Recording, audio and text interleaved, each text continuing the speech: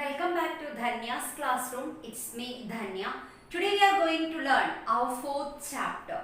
Our chapter title that is By the Hands of Nature.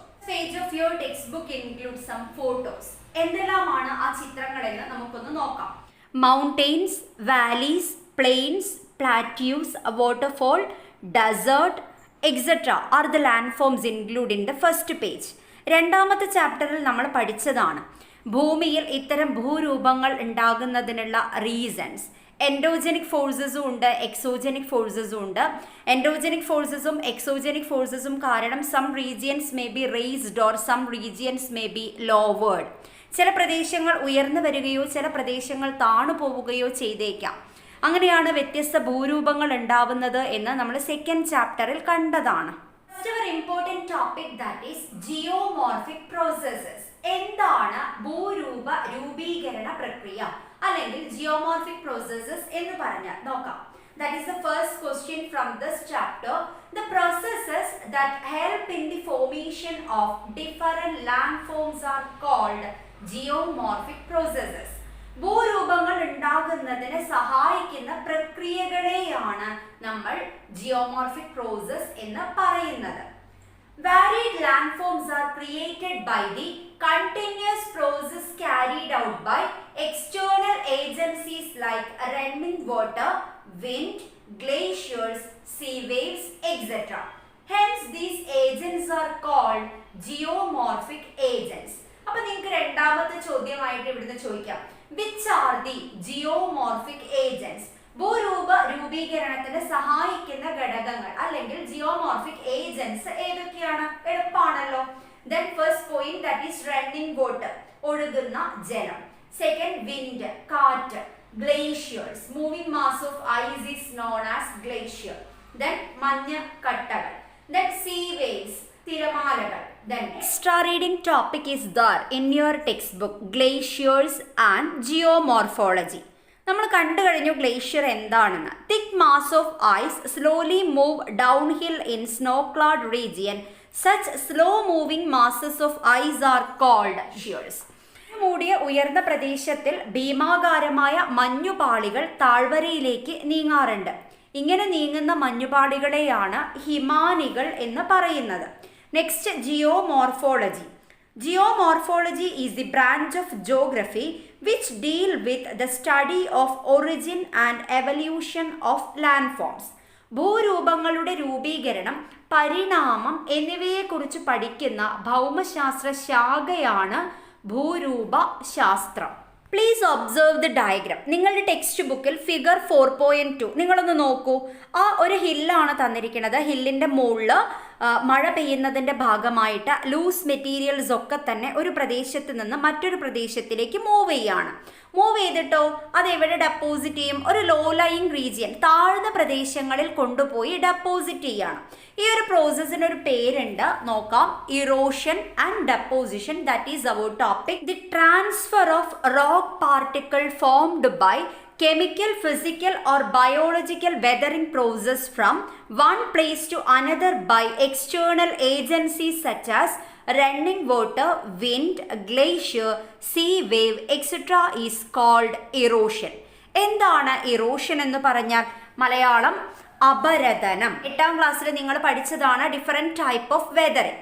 Then physical, chemical, biological വെതറിങ്ങിലൂടെ ശിലകൾ പൊടിഞ്ഞിട്ട് external agents ആയിട്ടുള്ള വെള്ളം, കാറ്റ്, തിരമാല, ഹിമാനി എന്നിവ വഴി ഒരിടത്തു നിന്ന് മറ്റൊരിടത്തേക്ക് മൂവ് ചെയ്യുന്നതിന്, നീക്കിക്കൊണ്ടുപോകുന്ന പ്രക്രിയയെ പറയുന്ന പേരാണ് ഇറോഷൻ അല്ലെങ്കിൽ അപരദനം.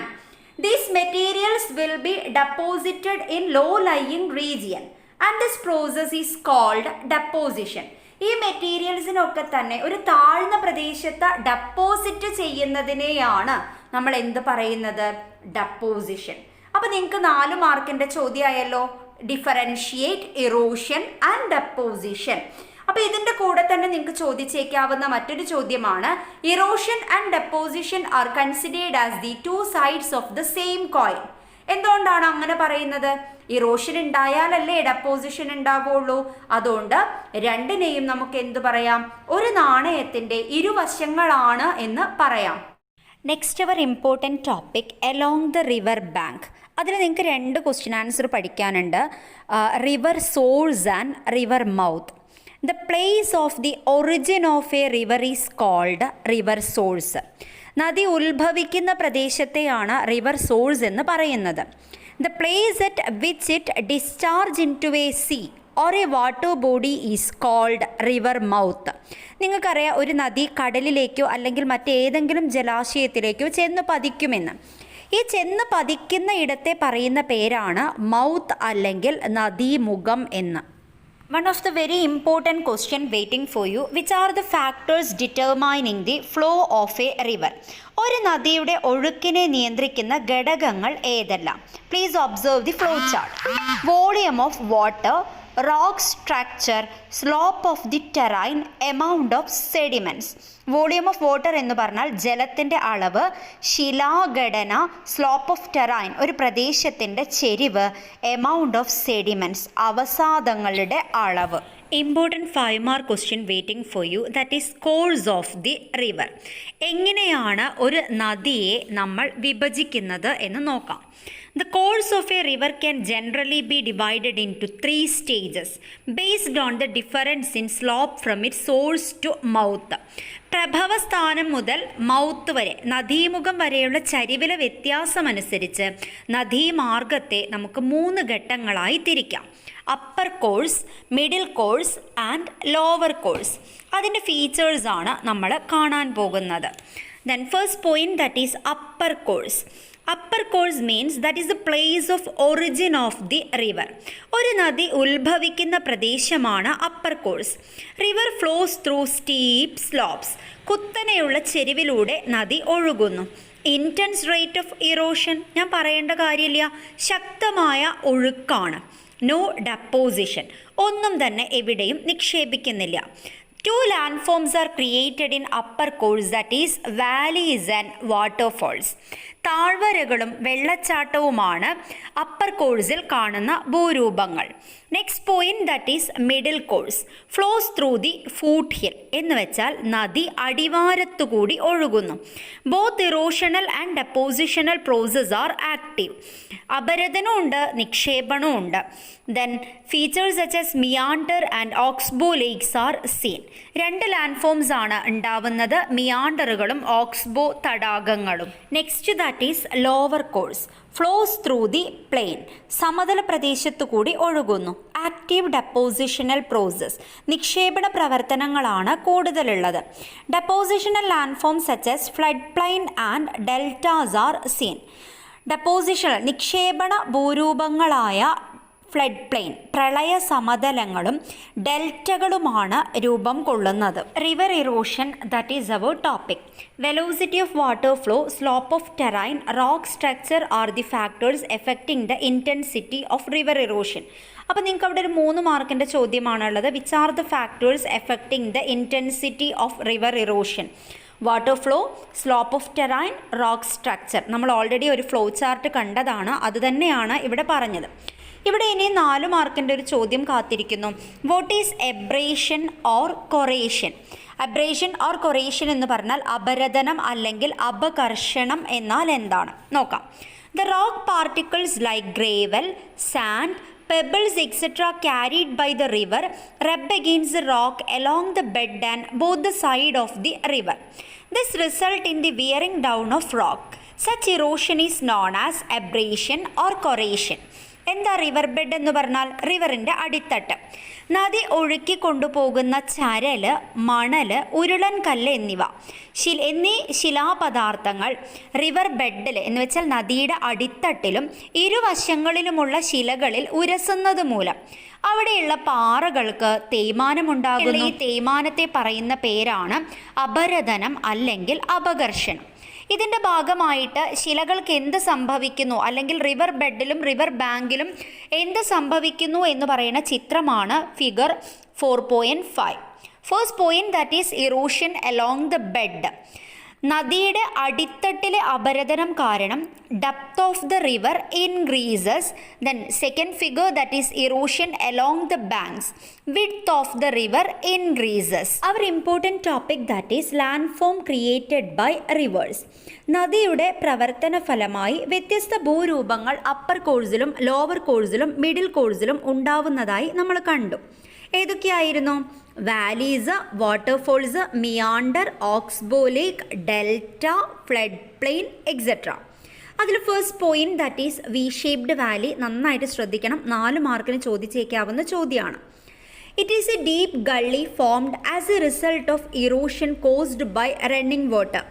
നിങ്ങൾ ശ്രദ്ധിക്കേണ്ടത് ഫിഗർ 4.6 ആണ്. ഗള്ളി എന്ന് പറഞ്ഞാൽ നീർച്ചാല്. ശക്തമായി നദി ഒഴുകുന്നതിൻ്റെ ഫലമായിട്ട് നീർച്ചാലുകൾ രൂപം കൊള്ളുന്നു. Deepening of gullies occur through intense erosion resulting from an increase in velocity of water flow. ഒഴുക്കിൻ്റെ വേഗം വർദ്ധിക്കുന്നതനുസരിച്ച് ശക്തമാകുന്ന അപരദന പ്രക്രിയയുടെ ഫലമായിട്ട് ഈ ഗള്ളീസിൻ്റെ നീർച്ചാലുകളുടെ ആഴം വർദ്ധിക്കുന്നു. The valley take a distinct shape as a result of intensity of erosion along the river bed. നദിയുടെ അടിത്തട്ടിൽ അപരദനം തീവ്രമാകുന്നതോടെ താഴ്വരകൾക്ക് എന്ത് സംഭവിക്കും? രൂപമാറ്റം സംഭവിക്കുന്നു.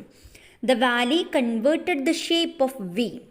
ആ താഴ്വര വി ആകൃതിയിലേക്ക് മാറുന്നു. ഈ താഴ്വരയെ പറയുന്ന പേരാണ് വി ഷേപ്ഡ് വാലി. നമുക്ക് എളുപ്പത്തിൽ എങ്ങനെ പറയാമെന്നറിയോ വി ഷേപ്ഡ് വാലി? നോക്കാം. The gullies are formed as a result of erosion caused by running water. When the velocity of water flow increases, depth of the gullies increases. As a result of this, the valley converted the shape of V. That type of valleys are called V-shaped valley. Next, waterfall. Waterfalls are generally formed at the upper course of rivers as a result of erosion. Soft rocks are easily eroded in the valleys where soft and hard rocks are found intermingled. This result in the formation of waterfall. നദിയുടെ അപരദന ഫലമായിട്ട് upper കോഴ്സിൽ ഉണ്ടാവുന്നതാണ് waterfalls. Hard റോക്സും soft റോക്സും ഒന്നിച്ച് കാണും. അതിൽ hard rock അവിടെ നിലനിന്നുകൊണ്ട് soft റോക്കൊക്കെ ഇറോഡഡായി പോവും. അതിന് മുകളിലൂടെ വെള്ളം വരുന്നതിനെയാണ് നമ്മൾ വാട്ടർഫോൾ ആയിട്ട് കൺസിഡർ ചെയ്യുന്നത്. The rate of erosion along the river bed decreases as the river leaves the upper course. ഉപരിഘട്ടം പിന്നിടുന്നതോട് കൂടിയിട്ട് നദിയുടെ റിവർ ബെഡ് ഇറോഷൻ കുറയുന്നു. അപ്പോൾ എന്തു കൂടും? Lateral erosion dominate. The river flowing through comparatively gentle slope take deviation when the sediments or rock form create obstruction to the flow. നദി middle കോഴ്സിലേക്ക് കയറുമ്പം സെഡിമെന്റ്സോ റോക്ക് ഫോംസോ നദിയുടെ ഒഴുക്കിനെ തടസ്സപ്പെടുത്തിയാൽ എന്ത് സംഭവിക്കും? ബെൻഡ് ചെയ്തിട്ട് നദി വളഞ്ഞ് പുളഞ്ഞ് ഒഴുകുകയാണ്. Such bending course of a river is shown in the figure 4.9. The sinuous curve formed along the river course are called meander. അങ്ങനെ നദീമാർഗത്തിൽ കാണപ്പെടുന്ന ഈ വളവുകളെയാണ് അല്ലെങ്കിൽ ഈ നദി വളഞ്ഞു പുളഞ്ഞൊഴുകുന്നതിനെയാണ് നമ്മൾ മിയാണ്ടർ എന്ന് പറയുന്നത്. Meanders are usually formed in the middle and lower course of wide rivers. എളുപ്പത്തിൽ നമുക്ക് പറയാം, when the river reaches into the middle course, sediments may obstruct the movement of the river. The river flows like sinuous curve or twist and turn or zigzag manner. That type of water bodies are called meanders. Next, Oxbow Lake. Meanders may further curve through continuous erosion and deposition. The river take a straight course. The curves may get detached from the main river to form isolated water body. Such water bodies are called Oxbow Lake. തുടർച്ചയായി ഉണ്ടാകുന്ന അപരദന നിക്ഷേപണ പ്രക്രിയയിലൂടെ ഈ വലയങ്ങൾ കൂടുതൽ വളയുകയും നദി നേരെ ഒഴുകുകയും ചെയ്യും. അപ്പോഴോ വളഞ്ഞൊഴുകുന്ന നദിയുടെ ഒരു ഭാഗം പ്രധാനപ്പെട്ട ഭാഗത്തുനിന്ന് വേർപെട്ട് ഒറ്റപ്പെട്ട ഒരു തടാകമായി രൂപം കൊള്ളുന്നു. അങ്ങനെ നദിയിൽ നിന്ന് വേറിട്ട് കാണുന്ന ഇത്തരം തടാകങ്ങളെയാണ് ഓക്സ്ബോ തടാകങ്ങൾ എന്ന് പറയുന്നത്. നമുക്ക് എളുപ്പത്തിൽ പറയാം, sediments obstruct the movement of water flow. One part of the meander may be separated. That type of isolated water bodies are called oxbow lakes. Next, our important topic, that is floodplain. The deposition of alluvium along both the flooded bank may cause the formation of plain. Such plains are called floodplain. നിങ്ങൾക്കറിയാം, എളുപ്പമാണ് ഇത്. പ്രളയ സമതലം എന്ന് പറഞ്ഞാൽ during rainy season rivers may overflow. A lot of alluvials may be deposited on the banks of that river. മഴക്കാലം കഴിയുന്നതോടുകൂടി നദിയിലെ കരയിലെ വെള്ളമെല്ലാം പോവുകയാണ്. അതോടുകൂടി ആ അലൂവിയൽ ഡെപ്പോസിറ്റഡ് പാർട്ട് ഏറ്റവും നല്ല ഒരു പ്ലെയിനായി മാറുന്നു. കൃഷിക്ക് ഏറ്റവും സ്യൂട്ടബിൾ ആയിട്ടുള്ള റീജിയനാണ് അലൂവിയൽ ഡെപ്പോസിറ്റ് ആയതുകൊണ്ട് തന്നെ. That type of plains are called flood plain. Star reading topic on alluvial plains of North India. The North Indian plains, known as the backbone of Indian agriculture, is among the extensive alluvial plain of the world. അപ്പം ഇന്ത്യയുടെ അഗ്രികൾച്ചറിൻ്റെ back bone എന്നറിയപ്പെടുന്നത് north Indian plain ആണ്. Ganga plain is the most extensive portion of this plain which occupy three main divisions: Indus, Ganga and Brahmaputra plain. Crops such as wheat, maize, pulses, sugarcane, jute, etc. are cultivated here.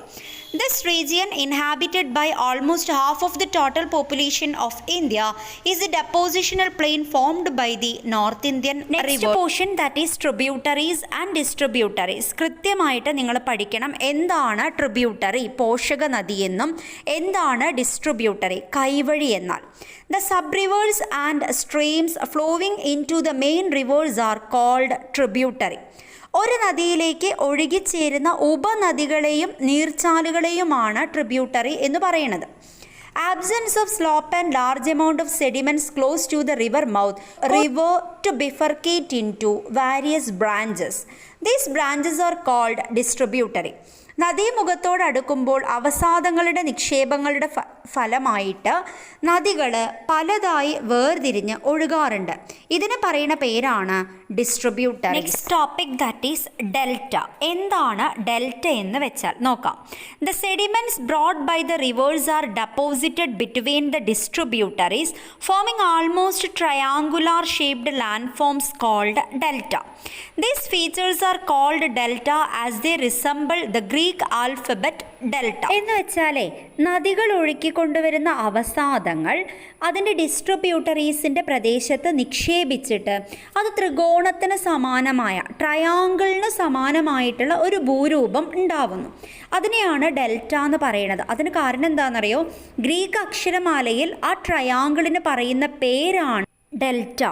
Next extra reading, that is sundaris in the Sundarbans. സുന്ദരവനത്തിലെ സുന്ദരികൾ നോക്കാം. Sundarban in West Bengal is the largest delta in the world. This delta region is formed by the deposition by rivers Ganga and Brahmaputra. This delta is known as Sundarban after the mangrove vegetation type sundaris found over here.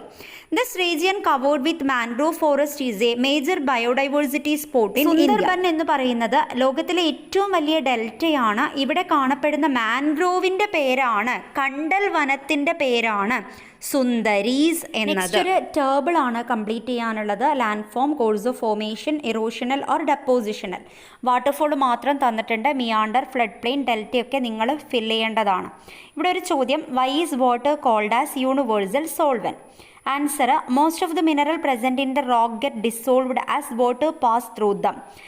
That process is called solution. ഒട്ടുമിക്ക വസ്തുക്കളെയും അലിയിച്ചു ചേർക്കാൻ കഴിവുള്ള ജലം ശിലകളിലൂടെ ഒഴുകുമ്പോൾ ശിലകളിലെ ചില ധാതുക്കൾ ജലത്തിൽ അലിഞ്ഞു ചേരുന്ന ഈ പ്രവർത്തനമാണ് ലയനം എന്നറിയപ്പെടുന്നത്. അതുകൊണ്ടാണ് വാട്ടറിനെ നമ്മൾ യൂണിവേഴ്സൽ സോൾവെന്റ് എന്ന് വിളിക്കുന്നത്. If you like my class, don't forget to like, share, comment and subscribe my channel. Thank you, my dear students.